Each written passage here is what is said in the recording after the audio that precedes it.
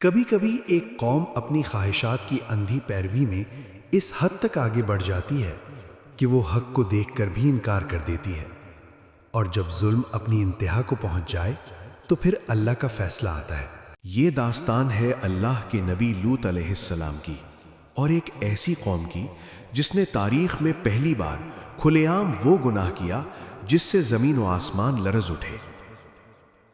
قرآن ہمیں بتاتا ہے کہ لوط علیہ السلام کو ایک ایسی بستی کی طرف بھیجا گیا جہاں لوگ اخلاقی گراوٹ کی انتہا کو پہنچ چکے تھے۔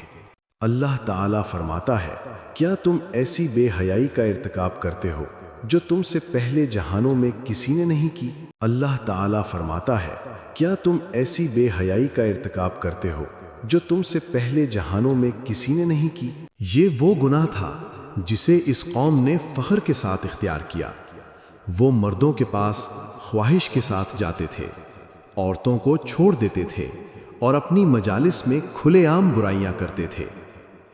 لوط علیہ السلام نے اپنی قوم کو نصیحت کی۔ انہوں نے کہا، اللہ سے ڈرو اور میری اطاعت کرو۔ انہوں نے انہیں پاکیزگی کی دعوت دی، نکاح کی طرف بلایا اور گناہ سے رکنے کی تلقین کی، مگر جواب کیا ملا؟ انہیں اپنی بستی سے نکال دو، یہ لوگ بڑے پاکیزہ بنتے ہیں۔ حق کا مذاق اڑایا گیا، نبی کو دھمکیاں دی گئیں اور قوم نے اپنے گناہ پر اصرار کیا۔ پھر ایک دن اللہ کا فیصلہ قریب آ گیا۔ اللہ تعالیٰ نے فرشتوں کو انسانی شکل میں بھیجا۔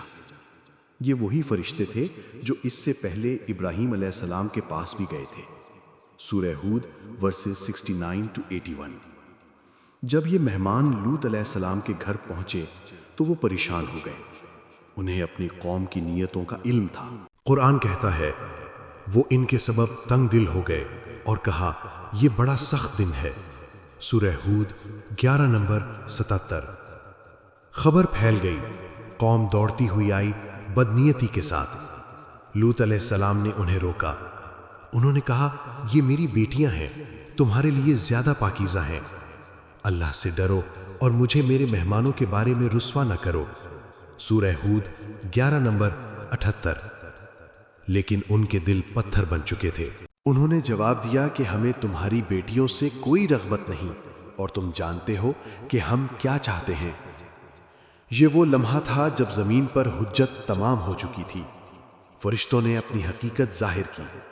انہوں نے کہا، اے لوط، ہم آپ کے رب کے بھیجے ہوئے ہیں، یہ لوگ ہرگز آپ تک نہیں پہنچ سکیں گے۔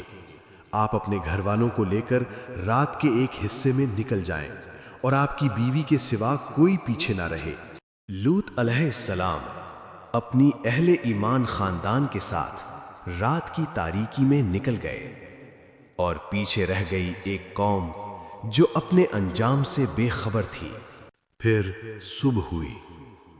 قرآن کہتا ہے، پس جب ہمارا حکم آیا تو ہم نے اس بستی کو الٹ دیا اور ان پر تہ بتہ پکی ہوئی مٹی کے پتھر برسائے۔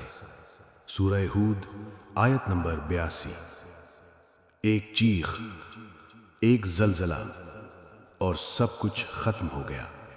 سورہ الحجر آیت نمبر 73 اور 74۔ زمین نے کروٹ لی اور پوری بستی الٹ دی گئی۔ یہ صرف عذاب نہیں تھا، یہ ایک عبرت تھی۔ اللہ تعالیٰ فرماتا ہے، اور ہم نے اس بستی کو ایک کھلی نشانی بنا دیا ان لوگوں کے لیے جو عقل رکھتے ہیں۔ سورہ عنکبوت 29-35۔ یہ واقعہ ہمیں یاد دلاتا ہے کہ جب گناہ کو فخر سمجھ لیا جائے، جب نبی کی آواز کو دبا دیا جائے، جب توبہ کے دروازے کو بند کر دیا جائے، تو پھر اللہ کا فیصلہ آتا ہے۔